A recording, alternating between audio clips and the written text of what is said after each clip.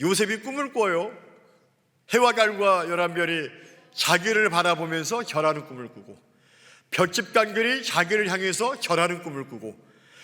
여러분들, 절을 받는 대상은 누구예요? 요셉 자신이고, 절을 하는 해와 달과 11별과 별집 간들은 누구를 상징하는 거예요? 자기의 형들을 상징합니다. 그러니까 형들이 그 이야기를 그러니까 이 요셉이 가뜩이나 미운 게 더 미울 수밖에 없는 거예요. 그래서 형들이 계획을 짭니다. 구덩이를 파서 마침 그 요셉이 저 멀리 우리에게 다가오고 있는 게 걔를 우리가 없애버리자. 그래서 형들이 그 요셉을 붙잡아서 그 구덩이에 내던집니다. 성경은 그 광야의 구덩이에 대하여서 표현하기를 빈 것이었고 물이 없었더라라고 그렇게 우리에게 표현하고 있습니다. 비어있고 물이 없는 광야의 구덩이는요, 요셉이 누군가의 도움이 없이는 스스로 살아갈 수 없는 절박한 상황에 놓이게 되었다라고 하는 것을 표현하는 것입니다. 그렇습니다. 믿음의 성도들은 요셉처럼 자신의 의사와 상관없이 광야의 구덩이에 던져질 수 있다는 얘기예요. 내가 감당할 수 없고 내가 생각지 못했던 그런 삶의 구렁텅이에 나의 의사와는 상관없이 그렇게 내가 던져질 수 있다라고 하는 것입니다. 그런데 그 광야의 구덩이에 던져진 그곳에서 우리 믿음의 사람들은 여러분들이 하나님을 바라보기 시작할 때 아주 특별한 일들을 경험하게 된다라고 하는 것이죠. 세상의 사람들은 그것을 우연이란 말로 말할 수 있겠지만, 그러나 우리 그리스도인들은 그것을 하나님의 계획과 섭리와 은혜라고 고백하는 사람들이라고 하는 것이죠. 제가 과거에 시골에서 목회할 때 하루는 12월 31일이었습니다. 송구영신 예배를 드리는 게, 우리 같이 예배를 드리기를 권사님이 차리 없는 거예요. 그러니까 걱정이 되죠. 성만찬을 진행하지만 마음속으로는 왜 권사님이 안 오셨을까? 마땅히 오셨을 뿐인데 왜 안 오셨을까? 그런데 갑자기 그 순간에 교회 문이 비르륵 열리더니 권사님이 딱 나타났어요. 권사님이 되게 상기된 얼굴로 하시는 말씀이, 목사님. 순간 다 비를 걸어봅니다. 목사님, 우리 집에 불 났어요. 목사님, 우리 집에 불 났어요 라고 하는 거예요. 그 말을 듣는 순간 모든 성도들과 제가 너무 당황을 했습니다. 그래서 빨리 예배를 마무리하고 막 뛰어 내려갔어요. 바로 앞이니까요, 교회 바로 앞에. 뛰어 내려가니까 집이 막 불나오는 거예요. 앞에 막 반이 전소가 됐고, 그걸 바라보면서 그냥 눈앞이 캄캄하더라고요. 여러분, 12월 31일이에요. 한 해를 마무리하고 새해를 맞이하기는 이 시점에 집에 불이 났습니다. 얼마나 절망적입니까? 당장 어디서 기거를 해야 할 것이며, 당장 어떻게 살아야 될지. 집이라도 부유하면은 재산이 있어서 다시 지으면 되지라고 하겠지만은, 그러나 그것도 아닙니다. 더군다나 이분은 또 시설에 있던 장애인 아들을 또 데리고 나왔습니다. 더 이상 장애인 시설에 맡길 수가 없어서 당신이 데리고 있는 거예요. 덩치도 저만해요. 근데 몸을 잘 못 가눠요. 집에 데리고 왔어요. 그 아들이 화장실에 가려면요, 옛날식이니까 화장실이 밖에 있어요. 그 아들을 부축해서 나가야 되는 거예요. 화장실을 한번 가려고 그랬고. 그러니까 얼마나 힘이 들겠습니까? 나이가 70대 중반이신데 너무 절망적인 거예요. 그렇게 옆에서 울면서 그 권사님 제가 손을 잡고, 제가 이렇게 위로가 안 될 수 있겠지만 그리고 말씀을 드렸어요. 권사님, 울지 마세요. 권사님, 그리고 우리 힘냅시다. 권사님, 하나님이 은혜를 베풀어 주실 거니까 너무 절망하지 마세요. 제가 할 수 있는 말은 그것밖에 없었어요, 사실. 왜? 그게 당연한 거잖아요. 하나님의 은혜가 아니고서는 이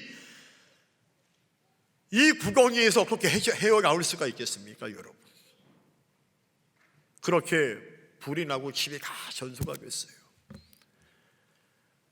그런데 놀라운 것은 그 다음 날부터 어떻게 이 소식이 알려졌는지 잘 알지 못하는 교회 목사님이 저한테 전화가 왔어요. 거기 반석교회 유공조 목사님이죠. 예, 그렇습니다. 자기는 아무개교회 어떤 목사에게 소식을 들었는데 저희가 그렇잖아도 구제헌금으로 얼마가 남은 게 있어서 그걸 보내려고 하는데 목사님 계좌를 좀 알려주세요. 그런 전화들이 계속해서 들어오는 거예요. 계속해서. 여러분, 그때 우리 권사님이 갖고 있던 기도 제목이 하나 있었어요. 그게 뭐냐면요, 아까 제가 말씀드렸잖아요. 아들을 데리고 나왔다고요.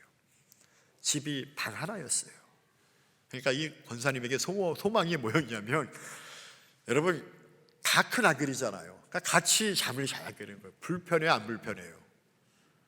불편한 거예요, 이 권사님도. 사실은 말을 못했지만. 그래서 아들 방이 있고 내 방이 하나 있고, 그 다음에 바로 옆에 화장실, 욕실이 있는, 화장실이 있는 집이 있었으면 좋겠다라고 하는 게 이분이 하실 소망이었어요. 그런 게 오히려 집이 불이 나버렸으니까. 여러분, 위기는 곧 뭐라고요? 기회가 되는 줄로 믿습니다. 위기의 때에 우리가 함께 기도했습니다. 그 권사님을 위해 기도했고 본인도 기도하셨고, 그러니까 그렇게 도움의 손길들이 막 오는 거예요. 하나님의 역사죠. 하나님의 은혜죠.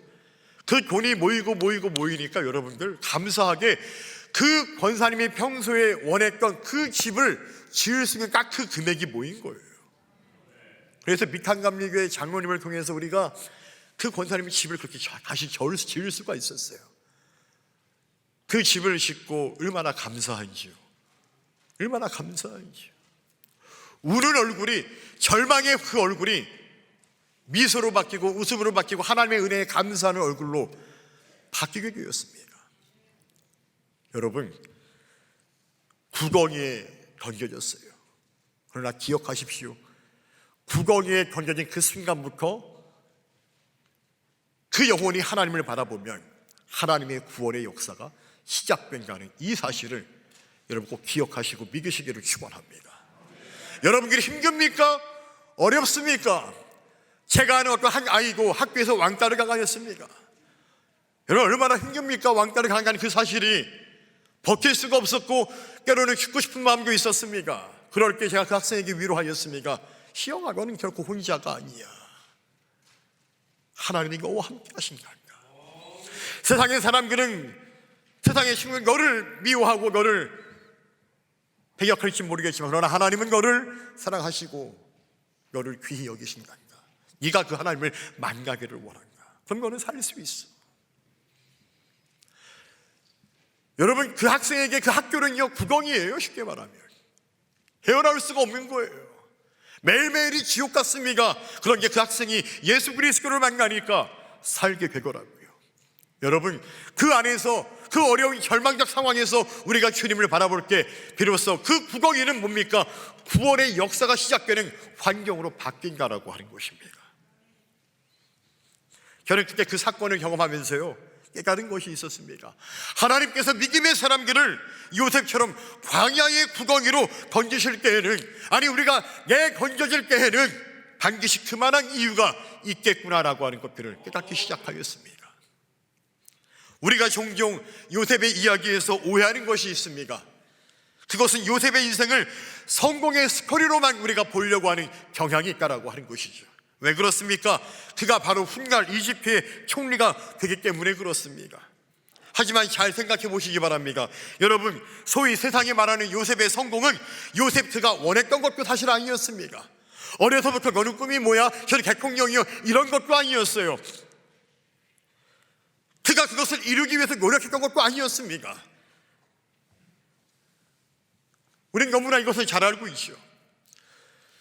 여러분, 광야를 읽다의 저자 이진희 목사님이 쓴 책 광야를 살가야라고 하는 이 책을 보게 되면 이런 글귀가 나오는 게요, 한번 잘 들어보시기 바랍니다. 제가 읽어드릴게요. 사실 요셉 이야기는 꿈, 성공, 형통과는 별다른 관계가 없다.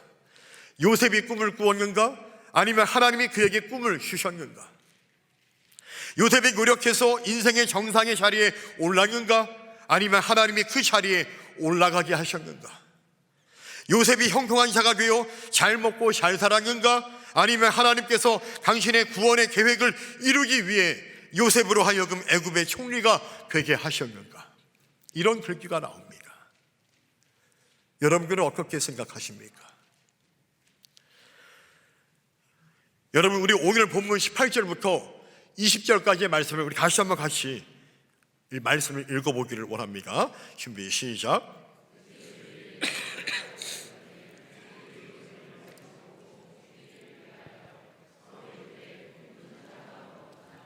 자, 그를 죽여 한 구덩이에 던지고 우리가 말하기를 악한 짐승이 그를 잡아먹었다 하자.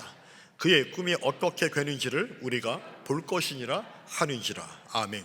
여러분, 이 말씀을 보면 우리가 알다시피 지금 모든 일이 요셉의 의지와는 전혀 무관하게 진행되고 있음을 우리가 알 수 있습니다. 요셉의 형들은 아까도 우리가 처음에 말했지만 평소 꿈꾸는 그 요셉이 미웠습니다. 그래서 그 꿈이 얼마나 허황된 꿈인지를 증명하기 위해서 요셉을 구덩이에 던진 것임을 우리가 알 수 있는 것이죠.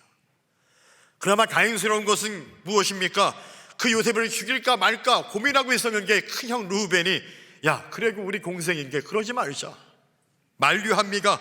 다행히 요셉을 죽이지 않고 그냥 던져버린 것입니다. 어쩌면 르우벤의 그 마음도 저는 하나님이 휴작하신 것이라 믿습니다. 우리가 30일 기도학교 계속 우리가 말씀을 나누지 않습니까? 하나님이 그렇게 마음을 휴작하신다는 얘기예요. 앞서 이야기하였듯이 광야의 구덩이, 이 광야의 구덩이가 혼자서의 힘으로는 도저히 헤어나올 수 없는 절박한 환경이라고 한다면 요셉은 그 구덩이를 처음에는 자신의 집, 가족에 의해서 그 구덩이를 경험하게 되었습니다. 그리고 이후에는 노예로 팔려와 보디발의 집에서 노예라고 하는 환경으로서 그 구덩이를 경험하게 되었고, 또 이후에는 오해를 받아서 감옥이라고 하는 그 구덩이를 그는 경험하게 되었습니다. 그런데 이 모든 것들이 자신의 의지와는 아무런 상관도 없이 던져진 구덩이가라고 하는 것입니다. 그러니까 여기서 우리가 흥미롭게 성경을 볼 수 있는 것은 무엇이냐면, 성경은 요셉이 그러한 구덩이에 던져질 때마다 그가 성실하였고 그가 사람들에게 인정을 받았고 형통하였다라고 그렇게 우리에게 증언하고 있다라고 하는 사실입니다. 정확히 말해서 하나님이 언제나 구덩이에 빠진 그 요셉과 함께 하셨다라고 하는 것입니다.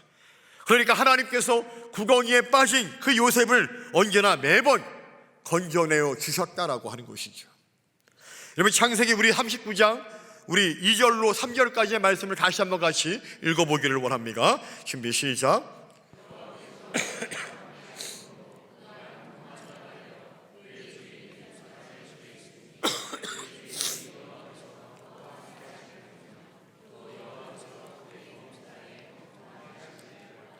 아멘. 구덩이에 빠져서 상인들에 팔려가지고 노예로서 이집트에 끌려와 보디발 장군의 집에 다시 팔리게 됩니다. 근데 보디발이 가만히 보니까 이게 특이한 노예예요. 다른 노예와 좀 달라 보여요. 가만히 보니까 그가 믿는 여호와 하나님이 그와 함께하는 것을 느꼈습니다. 이방인 보디발이 그걸 느낀 거예요. 그래서 그 요셉에게 자신의 모든 걸 내어 맡깁니다. 여호와께서 요셉과 함께 하심이라. 여호와께서 그를 범사에 형통하게 하셨더라. 비록 노예라고 하는 삶의 구덩이 가운데 있지만 하나님은 그를 범사에 형통하게 하셨다라고 말씀하고 있습니다. 이쯤 되면 우리가 발견할 수 있는 신앙의 메시지가 하나 있습니다. 그것은 바로 요셉의 인생에 언제나 하나님이 개입하셨고 간섭하셔서 그를 인도해 주셨다라고 하는 사실입니다.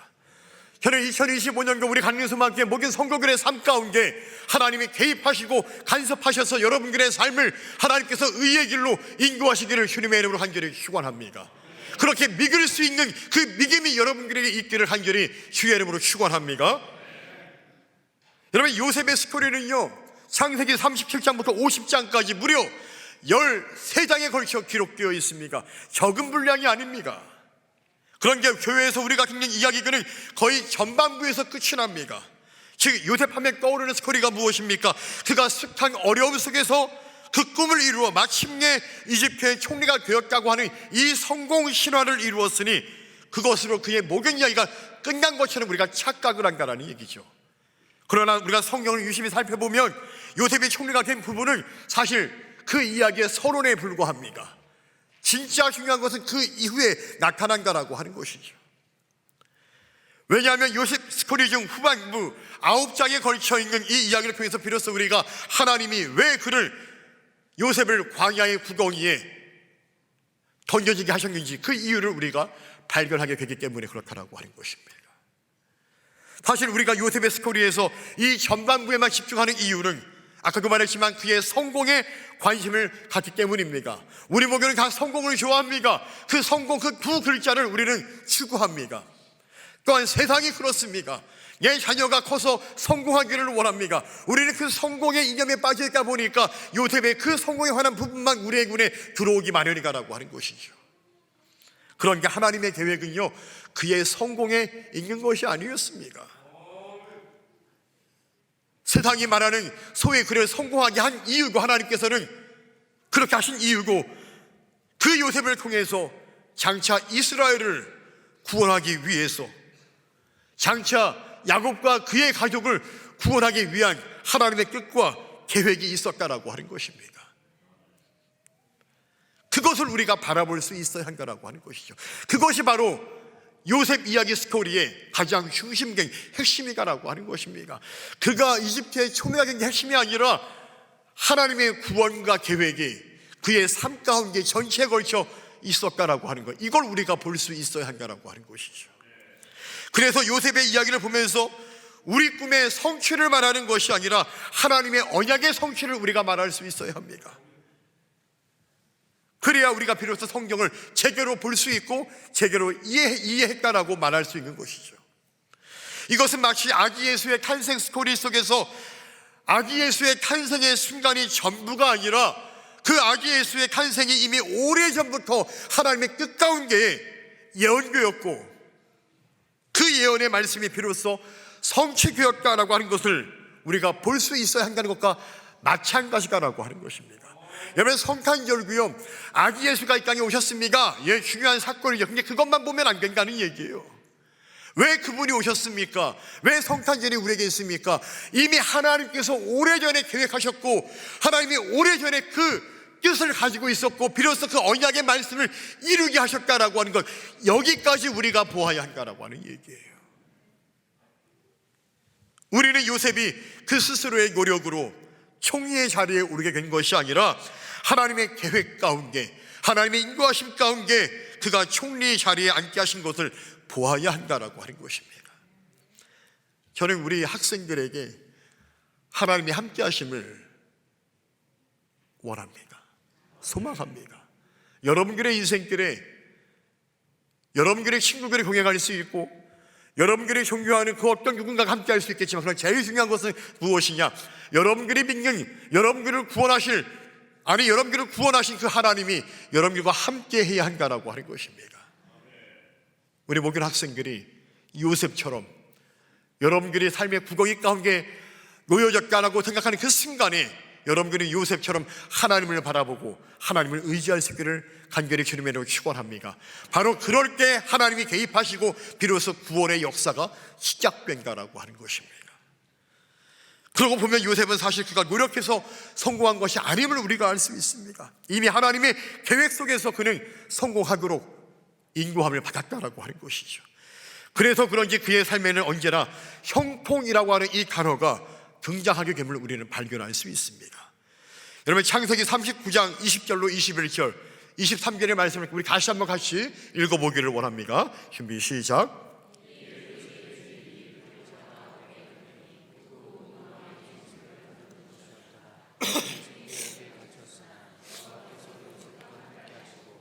그에게 인자를 고하사 간수장에게 응연을 받게 하시며, 간수장은 그의 손에 맡긴 것을 무엇이든지 살펴보지 아니하였으니 이는 여호와께서 요셉과 함께 하심이라. 여호와께서 그를 범사에 형통하게 하셨더라. 아멘. 할렐루야.